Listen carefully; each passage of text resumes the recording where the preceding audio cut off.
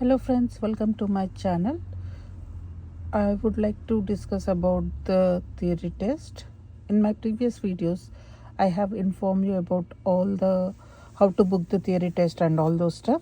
Also discussed about these topics before in the previous videos.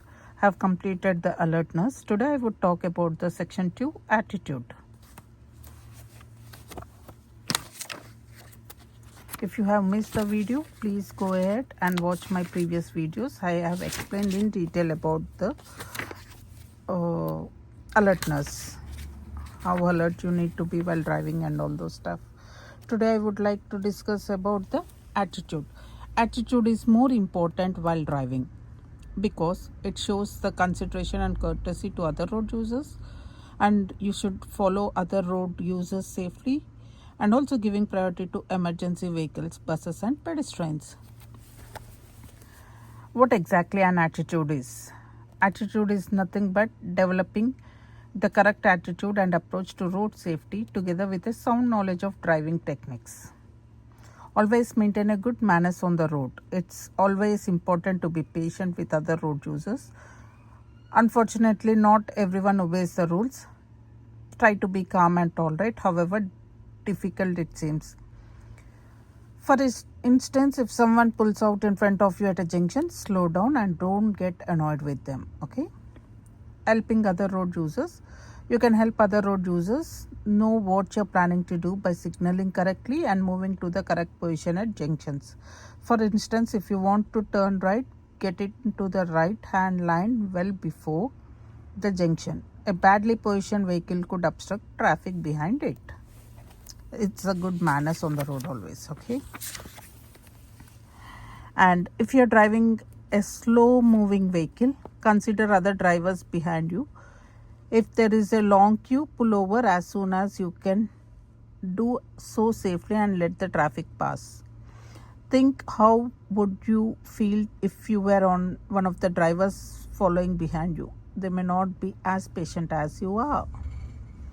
This question will be asked in the exam. If a large vehicle is trying to overtake you but is taking a long time, slow down and let it pass. It will need more time to pass you than a car would. Okay? If you're traveling at the speed limit and a driver comes up behind flashing their headlights or trying to overtake, keep a steady course and allow them to overtake. Don't try to stop them. They could become more frustrated. Always make sure you use your horn and lights. Only sound your horn if there is a danger and you need to let others know you are there. Don't sound it through impatience. In UK, giving horn sign is nothing but if a person has done mistake, then only they will just horn at them. At night, don't dazzle other road users. Dip your lights when you are following another vehicle or meeting another vehicle coming towards you. Always use the dip lights. Okay? Never use the high beam lights. If you're using high beam lights, it means that you are saying the people that they did some mistake or something like that. Okay? If you're queuing in traffic at night, use your handbrake. If you're queuing in a traffic at night, always use your handbrake rather than keeping your foot on the brake, as your brake lights could dazzle drivers behind you. Okay, always use the handbrake when you are queuing in the traffic at night. This question also will be asked. You should only flash your headlights to show other road users you are there. It's not a signal to show priority, impatience or to greet others. Animals on the road. Horses can be frightened easily and a rider could lose control of their horses when passing horses. Keep your speed right down. Give them plenty of room. Even this question may be asked. Okay? Take care if there are animals such as sheep on the road. If the road is blocked by animals or if you are asked to stop and switch off your engine until the road is clear. Following safely. Driving too closely behind another vehicle known as tailgating. It is intimidating and distracting for the road users in front. It is a very dangerous activity as it could cause an incident if the vehicle stops suddenly. So traveling too closely to another vehicle also means that you can see less of the road ahead. So keep well back, especially from large vehicles. You will be able to see further down the road and spot any hazard ahead more easily. This question will be also asked. Always keep 2 seconds gap. In good dry condition, leave a 2-second gap. If it's a wet weather condition, leave 4-second gap. Dry condition is nothing but when it's sunlighting, you just keep 2 seconds gap, and when it's raining or if it's frozen, it's snowing, just use 4-second gap. Use a fixed point like a road sign to help you measure the gap between you and the vehicle in front. Okay. Safety margins are more important. When you are following large vehicles, you may see them move to the center of the road before turning left. This is because they need more room to maneuver. Whenever the large vehicles need to turn left or to right, it always makes sure that the lorry or the large vehicles move to the center of the road before turning left, or it may be right. This is because they need more room to turn. Keep well back and don't try to pass on the left as the rear of the vehicle will cut in. Please wait when the large vehicles are turning. Please don't pass on the left as the rear of the vehicle will cut in. Okay.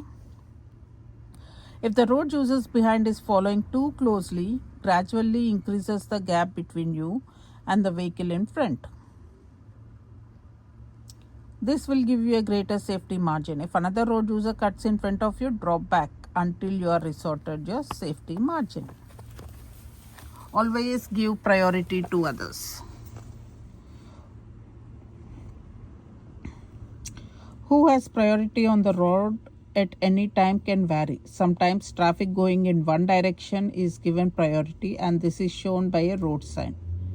Having priority doesn't mean you can demand right of way. Be careful. The driver coming towards you may not have seen or understood the road sign. See this road sign. You could see this while driving.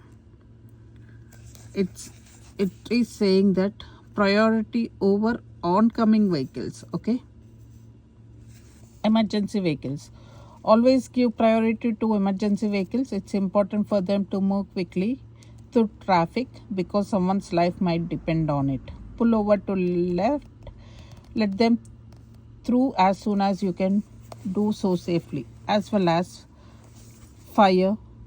What are the emergency vehicles? One is fire, police and ambulance services. Others are emergency services including those shown here. Use a blue flashing light. Coast Guard.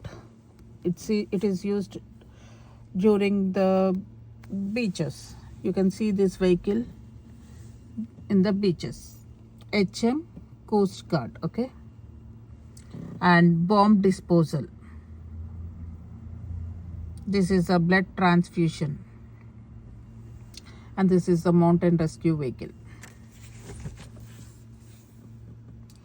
Doctor vehicles may use green flashing lights when answering an emergency call. Okay, I think so. No one must have known this because we never seen an green flashing lights. Always the blue one for the ambulance, yeah, and the police. Doctors always use the green flashing lights when answering an emergency call. So you need to give way to them.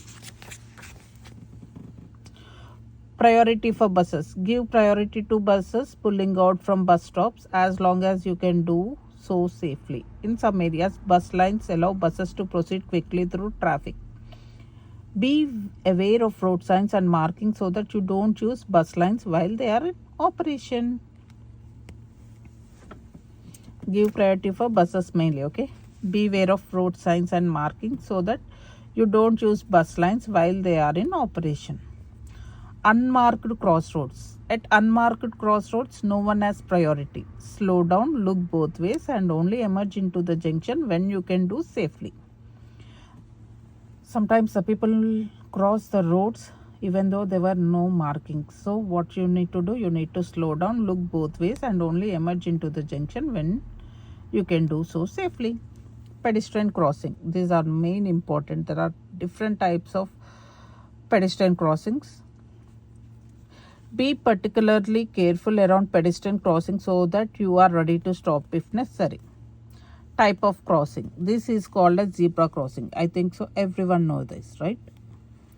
Watch out for pedestrians at or approaching a zebra crossing. Wherever you may be, when you see a zebra crossing, watch out for the people crossing. Okay, be ready to slow down and stop. Be patient if they cross slowly. Don't encourage them to cross by waving or flashing your headlights. There may be another vehicle coming. Okay, and this is pelican crossing. I have no idea about this pelican crossing, but I'm learning from you guys in this book. I always have a doubt, what is a pelican crossing? See, there was a signal over here and there is no markings. The person is traveling. That is called as pelican crossing. If you are approaching a pelican crossing and the amber light is flashing, this amber light is flashing, give way to pedestrians on the crossing. Don't move off until the crossing is clear. Okay, pelican crossing is nothing but they don't have any marks. They just cross like this when there are signals. That is called as pelican crossing. Have you seen any time puffin crossing? In UK or in any abroad stations, there would be a signal over here where they press this button. It would be red when there is a traffic. It would be green for signaling to walk through. That is called as puffin crossing. Puffin crossing are electronically controlled. Sensors ensure that the red light shows until the pedestrians have safely crossed the road. These crossings don't have a flashing amber light. They have a steady amber light like normal traffic lights.